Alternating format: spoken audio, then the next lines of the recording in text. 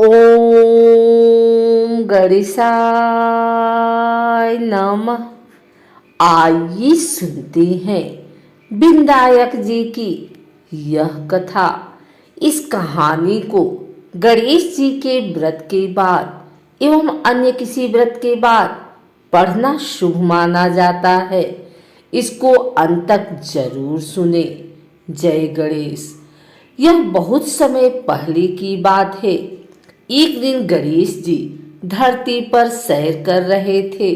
सैर करते करते वह एक अनाज के खेत में पहुंच गए और भूख लगने के कारण उन्होंने उस खेत में से 12 अनाज के दाने तोड़कर खा लिए। वह खेत सेठ धनीराम जी का था। कुछ समय बाद विनायक जी को अपने किए पर पछतावा होने लगा, क्योंकि उन्होंने सेठ जी को बिना पूछे ही उनके खेत से अनाज चुरा लिया था। फिर गणेश जी ने सोचा कि अपने किए बुरे कर्म का प्रायश्चित तो करना ही पड़ेगा। इसलिए उन्होंने सेठ जी के यहाँ 12 साल के लिए नौकरी करने की ठान ली। उसके बाद अगली ही सुबह विनायक जी 13 से 14 साल के एक लड़के का रूप लेकर नौकरी मांगने के लिए धनीराम सेठ जी के घर पहुंचे और उन्होंने सेठ जी को अपना नाम गणेशा बताया। विनायक भगवान की बुद्धिमानी की परीक्षा लेने के बाद सेठ जी ने खुशी खुशी नौकरी भी दे दी। अब गणेश जी महाराज एक सामान्य मनुष्य के रूप में सेठ जी के ही घर पर रहने लगे। एक दिन सेठ जी की पत्नी शाम के समय घर का काम खत्म करने के बाद राख से हाथ धोने जा रही थी। वह देख गणेश जी ने सेठानी जी के हाथ पकड़कर जबरदस्ती मिट्टी से धुलवा दिए। गणेश जी की इस हरकत से सेठानी आग बबूला हो गई और उन्होंने सेठ जी के कमरे में जाकर गणेशा की शिकायत कर दी। सेठानी से सब कुछ सुनने के बाद सेठ धनीराम ने गणेशा को बुलाया और इस हरकत का कारण पूछा। गणेश जी बोले कि सेठानी शाम के समय राख से हाथ धो रही थी और ऐसा करने से घर की लक्ष्मी नाराज होकर चली जाती हैं। इसीलिए मैंने उनके हाथ मिट्टी से धुलवा दिए। इससे घर पर माता लक्ष्मी की कृपा बनी रहेगी। यह सुनकर सेठ जी ने सोचा, गणेशा की सोच तो बड़ी सच्ची और अच्छी है। उसके कुछ दिन बाद कुंभ मेले का शुभ अवसर आया। सेठ जी ने गणेशा को बुलाया और कहा, सेठानी जी को कुंभ मेले में स्नान करा के लाओ।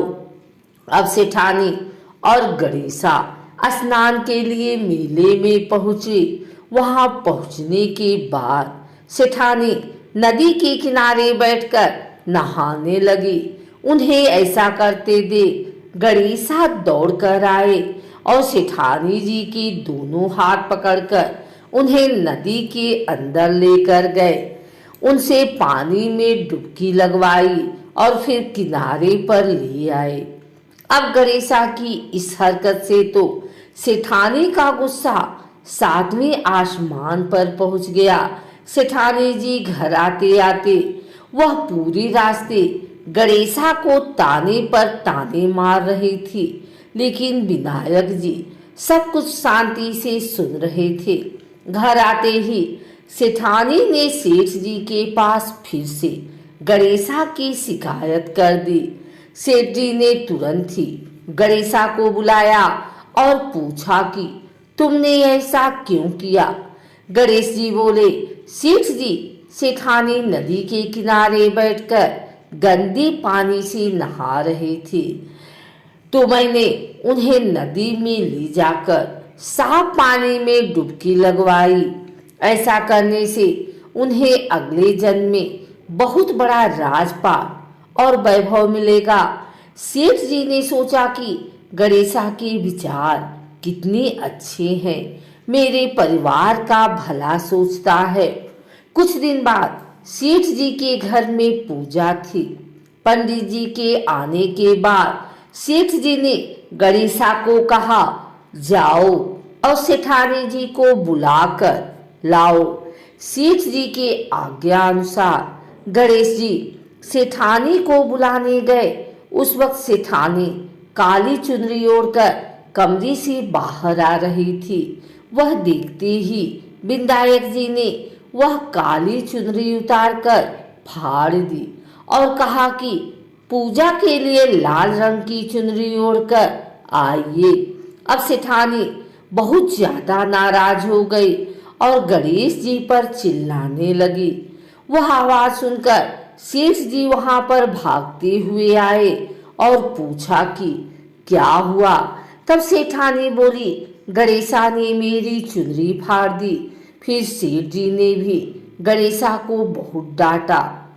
जवाब में गणेश जी ने कहा कि सेठ जी पूजा में कभी काला वस्त्र नहीं पहनते, इससे शुभ काम सफल नहीं होते, इसीलिए मैंने ऐसा किया। सेठ जी ने सोचा कि गणेश है तो बहुत ही समझदार।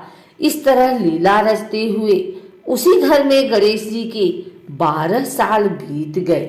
फिर एक दिन सेठ जी ने नया कारोबार शुरू करने से पहले घर में पूजा रखी थी।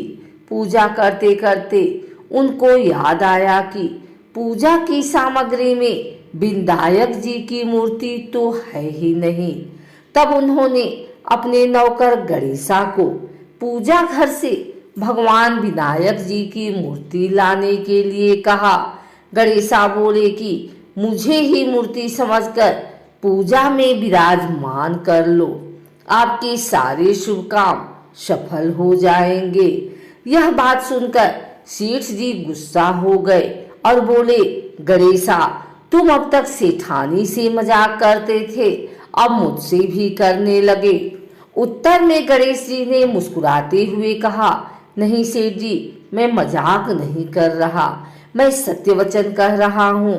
इतना कहने के बाद नौकर गणेश जी ने अपना असली देवता स्वरूप धारण कर लिया। साक्षात गणेश भगवान को सामने देखते ही सेठ और सेठानी उनके चरणों में लीन हो गए और उन्होंने अपनी पूजा संपन्न कर ली। उसके पश्चात भगवान गणेश जी देखते ही देखते अंतर ध्यान हो गए। बाद में सेठ और सेठानी को बहुत पछतावा होने लगा कि स्वयं भगवान हमारे घर नौकरी कर रहे थे और हमने उनके साथ कितना बुरा व्यवहार किया, उनसे बहुत काम कराया। सोच सोच कर दोनों दुखी होने लगे। फिर उसी रात सेठ और सेठानी के सपने में गणेश जी प्रकट हुए और उन्होंने समझाया कि मैंने 12 साल पहले तुम्हारे खेत से 12 अनाज के दाने बिना पूछे तोड़ लिए थे और उसका दोष दूर करने के लिए मैं 12 साल से तुम्हारे यहाँ नौकरी कर रहा था। अगले ही दिन से सेठ जी पर गणेश जी की माया हो गई। उनका व्यापार दिन दुगना और रात चौगुना तरक्की करने लगा। धनीराम सेठ जी के जीवन की काया पलट गई।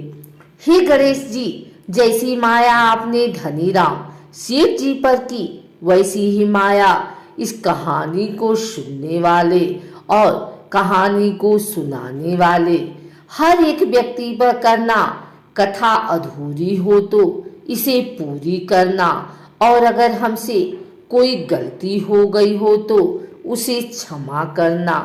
जय गणेश जी, जय विनायक जी महाराज की।